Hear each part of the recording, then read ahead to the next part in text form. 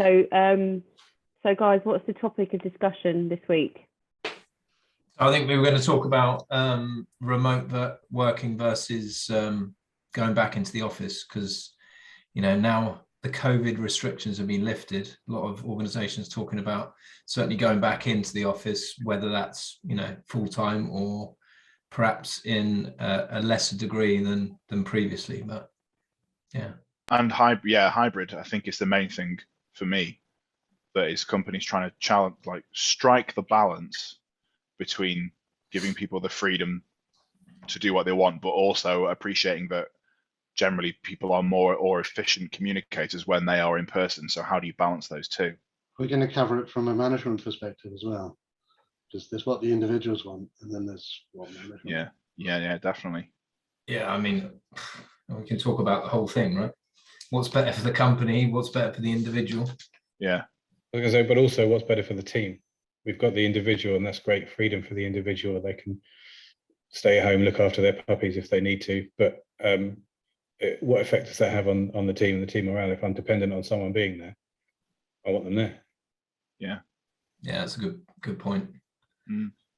The deliverers of value are the team, right? Yeah. We're going to be corny as well, Darren, when we do this. Well, I thought with you jumping in there, your Agile hat on. Let's tackle it from the individual, from the start. So, individually, I think it depends on the person. I've heard a lot of folks say they love working from home and they only really want to go into the office. I'm the opposite. I suspect it's because I feed off other people around me. So I get tons of work done. Like a vampire. Like a vampire. I mean, I try not to let them see. To quickly scurry away, but no. But no, when I'm in a busy office, I can block out the noise, and I find it quite motivating. We know you can block out noise quite easily. That's I need to pause at that point. Give me 1 second. Hold on. Sorry. I think he means overpower, not block out. I really like the remote aspect for probably 70-80% of my time. And then I like doing a bit in person to kind of give the social touch point. But I've noticed I find it much more tiring now going into the office and talking to people, because I'm naturally an introvert. I like to play an extrovert, and I like doing that, interacting with clients and things like that. But it takes a lot more energy for me to do that in person. And I think before I was so conditioned to it, seasoned to it, that it wasn't as much of an energy drain. And I think probably a lot of, to stereotype a bit, or to archetype, as like Scrum would say, developers tend to be a bit more introverted, I think, and they like the isolation of put my headphones on, tap away at some code. And if that's how you like to work, then you don't need to be in an office for that, apart from when you then have to talk to people. Yeah, I agree. You need a bit of balance. I've heard a lot of people saying that they're, working from home has made them less anxious and less stressed and happier, I suppose.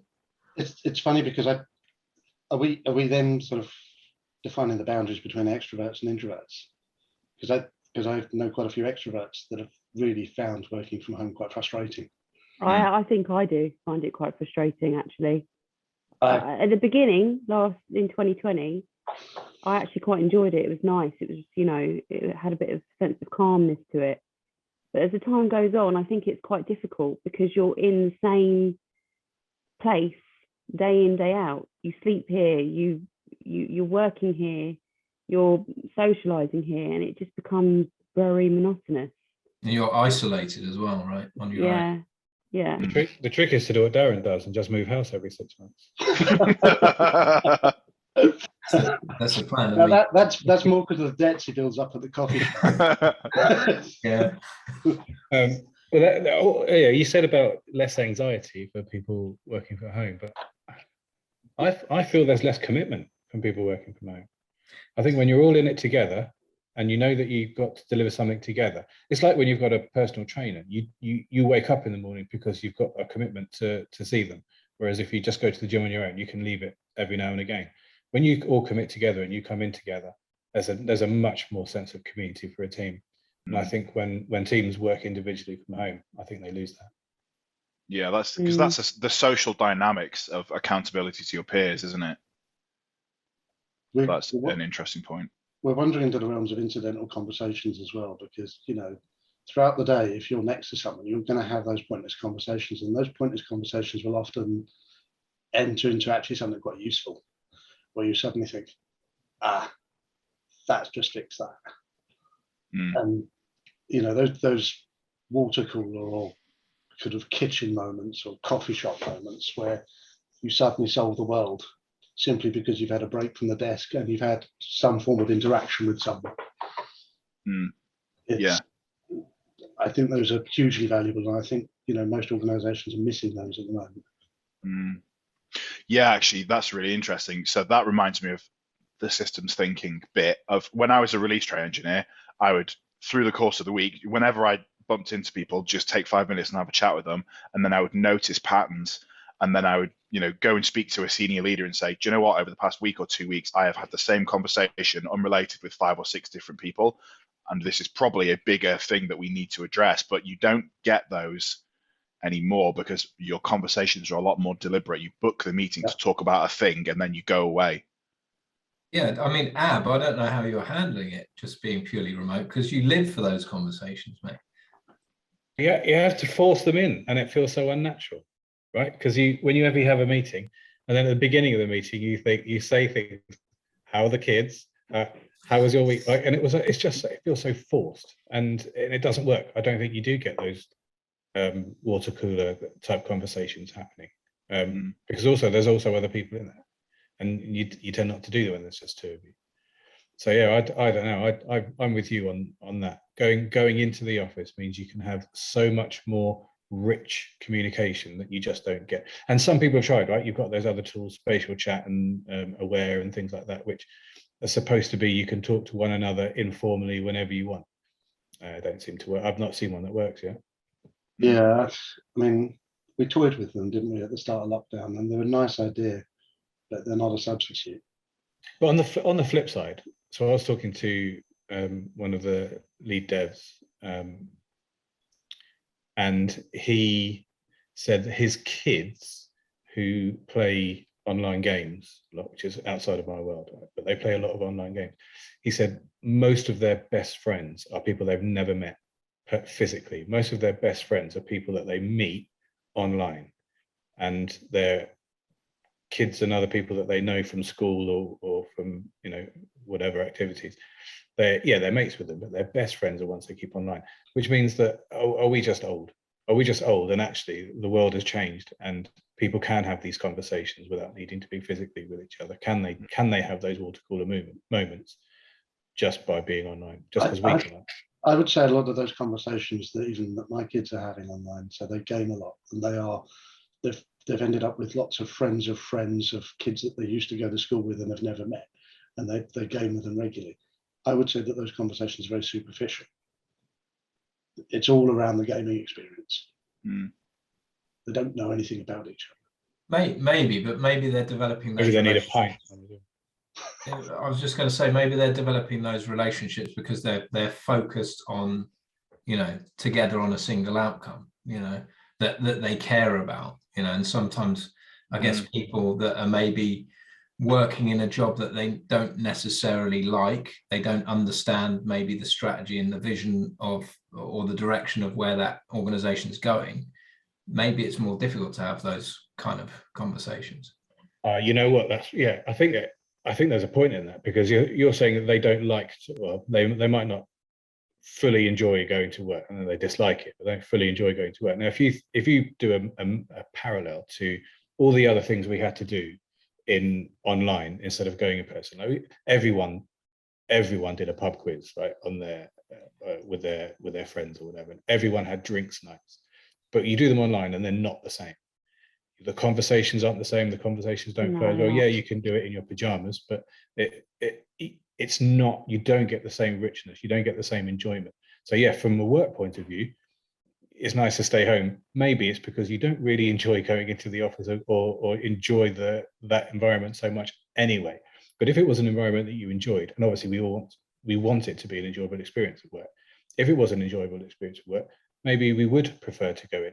Yeah, you've got to have flexibility. We need to stay home sometimes, but I think that you want to aim for being in the office more because of that, because of all the richness that you get from doing it. Part of that richness is coming from individual conversations. I mean, this conversation, for example, one of us talks, the others listen, and we ponder. Whereas in a normal conversation, you might break off into sub-conversations. And that's very difficult to represent. Point, yeah. Mm. So that's the individual side of things. What was the other point? Was it from a managerial side? So I'm going to say something controversial. Oh, right. So, That's unusual. Not like you. so some companies are worried, and you know, there's that conversation about trust. Do we trust our developers and our staff to be doing the right thing? And you can trust them, but the reality is there is an absolute trend, and I know lots of folk who are juggling 2 jobs. And therefore, how can you be assured as a boss that you're actually getting someone that's wholly dedicated to you? It introduces that question of trust that maybe wasn't there before. All right. So what? I know where you're going here, Al. You know where we're going. Yeah, I know where you're going. They're delivering the value that you're paying them for. Who cares if they're doing something this way? So there is that, and we've had that point of view. And the problem is, if you've got someone that's maybe juggling jobs that are beyond their ability to juggle, and then they burn themselves out, or that you recognise someone doesn't appear to be doing the level of work that they should be, and then how do you deal with that? And do you give them the benefit of the doubt? They're still learning the systems, or are they actually not doing anything? Yeah, but okay, what's the difference between me giving you 50% of my time because I'm working 50% for someone else, or me giving you 50% of my time because I'm just slacking off and watching Neighbours? It doesn't really make a difference. One of them, you're willing to, I guess, understand why someone's slacking off and sort of, watching Neighbours. The other one, I don't watch Neighbours. The other one you can't really fix because they're going to continue to do that, and it could burn themselves out. So actually, you might be getting what you need, but it's not the right thing for that individual. They might sort of, drive themselves into the ground. Are the organisations paying for someone's time, or are they paying for their value? Yeah. Well, ultimately, it's their value, but then there's that fine line as that, am I getting value? Sometimes it's very difficult to understand what someone's doing. And then if you have to constantly question, have I got the value from that person? It's because it's now put that onto the table a little bit more, where before it was just ignored. They were in the office, you didn't question it unless they clearly weren't generating, let's use a dev as an example. If they're telling you that the refactoring took a load of time, unless you've got other devs to, pull over their work, how do you find out what they're doing?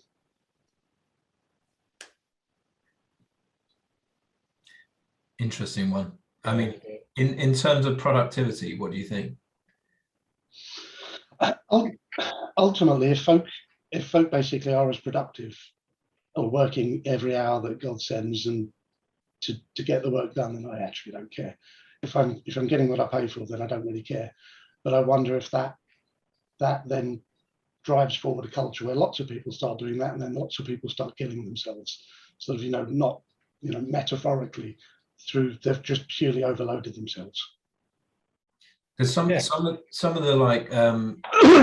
senior leaders at organisations that we've worked with have sometimes questioned whether their people are as productive remotely.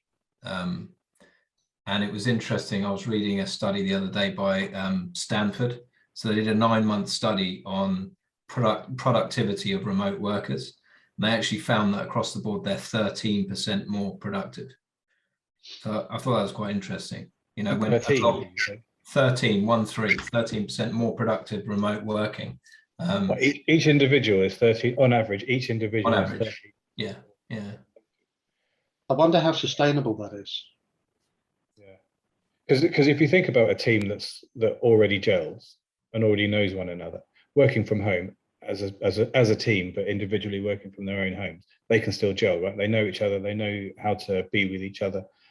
If you have a new team, or most of the members of your team are new and they've never met one another, then, well, it's difficult to measure how productive they were before and after already.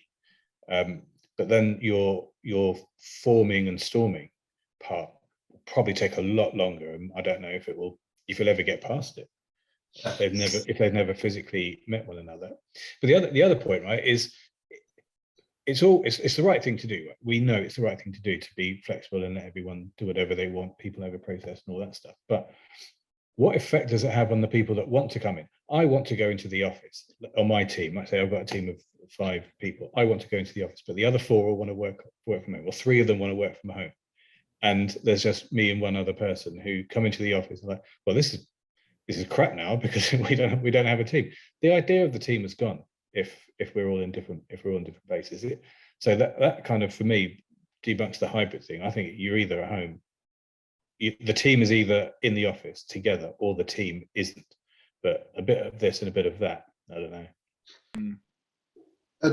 A sort of thought popped into my head about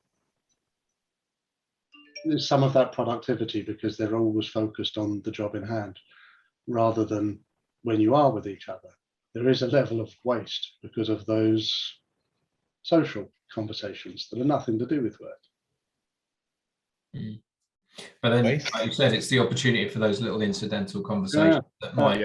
I thrive on them and I need them. And I find working in the same room day in, day out frustrating. But if we were in the office, though, we wouldn't be able to ask whether that was a safe 1970s television or a cat box in the back. I have no idea what that is. But that box over there, never you mind what that box does. And the other thing, seeing your video every day, Simon, we get to see how often you change your bed sheets. Yeah.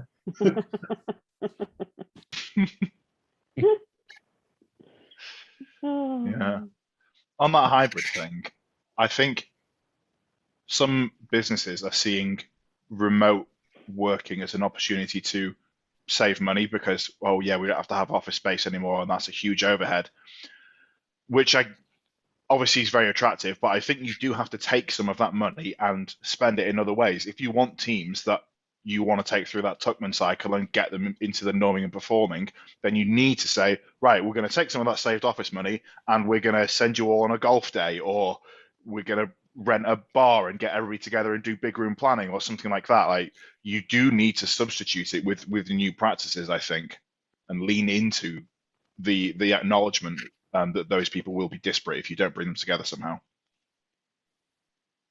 Right. Yeah, there's a good argument for you don't have to be in the office as a team every day. And what is the frequency? Is it once a quarter everyone gets together and learns each other's intricacies? I'd want twice a week. You vote twice a week?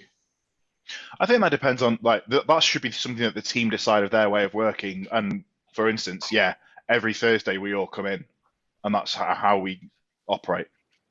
I can't do Thursdays. But could you not do that though? Could you not just put it down to the individual? So say, for example, I'm with you on Simon, I'd rather come into the office quite a few days a week. I'm happy to be at home some of it, but I'd like the interaction, say maybe half the week in an office or an office environment. Could you not, because every different, like Graham, you enjoy and you are productive at home and you don't have a problem with it. So could you not put it down to the individual? Like Ab said, you either your team's there or it's not there, but doesn't it depend on how individuals work better? Well, would you like to come to the office but all of us not be there? Then what's the point of you going? Exactly, if we're down to the individual and no, but if there was a couple here and a couple that not, that team interaction, like Graham said, I think that for the team to agree a way of working, then maybe they go like every Thursday. We'll all go in, and then folk that want to do the other days can. Yeah, and that's the compromise, right? I've got something controversial, I reckon. So based on what you're saying, Eric, if you're saying that, yeah, fine. If we've got a small team, like an ideal team size, like 5, like this, and only one person wants to go in, but you're saying it could be a couple here and a couple there. What if the ideal team size when working remotely isn't 5 anymore? It's 5 because of the number of, or 5 to 9, because of the number of communication paths between the team. But if the communication paths between the team is a whole different ball game now, because we're working on Zoom and Teams and Google Meets, then is that ideal team size still between 5 and 9? What if we have 20 people in our team? They're all working remotely anyway. So can our ideal team size for a Scrum team or any other Agile team? I'm not sure the bridge of communication changed just because of the method of communication. It's about how many close working relationships can you maintain? I mean, why is, the best team size between sort of, 5 and 8? Has that got anything to do with physical? Well, yeah, it's Brooks' law.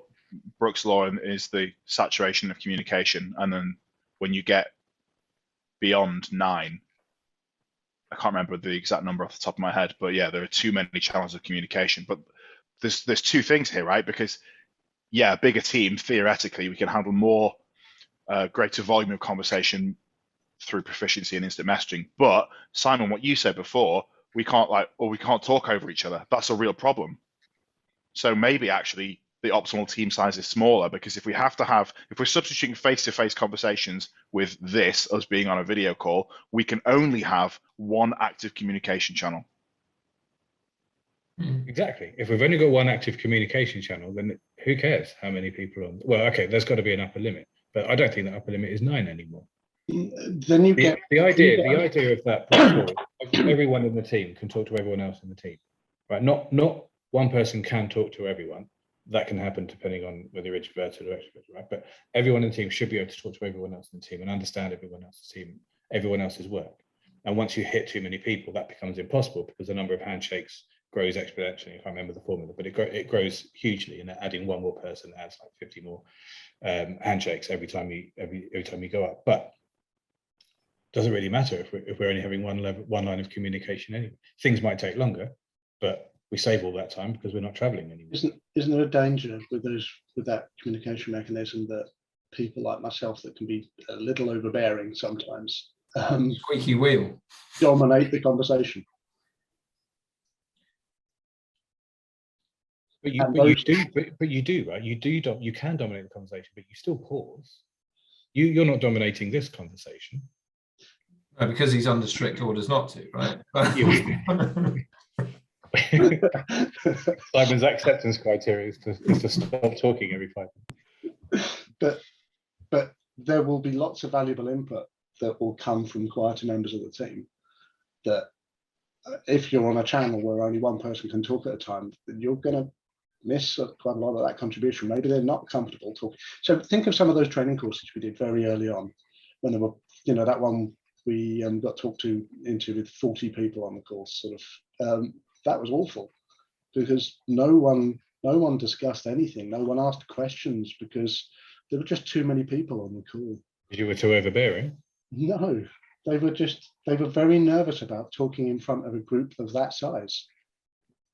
Yeah, but we've moved past that now. Surely if that happened now, people are used to being on Zoom now. That was early day. That was early on. I don't know. I don't think they will be. I don't see the difference between us sitting here on a Zoom meeting and someone dominating the conversation than going into an office space and being sat in a boardroom and someone dominating the conversation.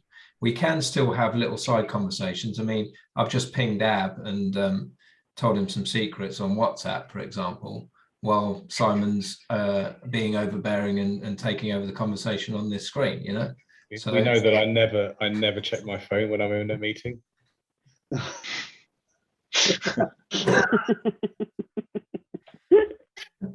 Yeah, I agree. Massive. Anyway, that's all we've got time for anyway. Anyone want to sum up or anything? Simon? Obviously. The overbearer? Okay, I'll sum up. I think Darren, what you said is really, really interesting about the individual productivity has increased on average per person. I think in a year or two, when they've got more data about the long-term trends about the organizational productivity, that'll be really interesting, because that's when we start to consider at team level or at scale or at super scale, how does that play? If people are individually more productive, does that equate to a more productive organization, or do they disconnect from the mission, from the strategy, from the core values, and that ends up holding the organization back? I think that'll be really interesting. It's one of those ones that I guess you'll have data over time. It's difficult until you've got data that sort of, you know, shows this is useful or hindering an organization. Yeah. I thought for a second then this was going to be one of those meetings where Simon didn't speak last. I thought for a second Graham had done it.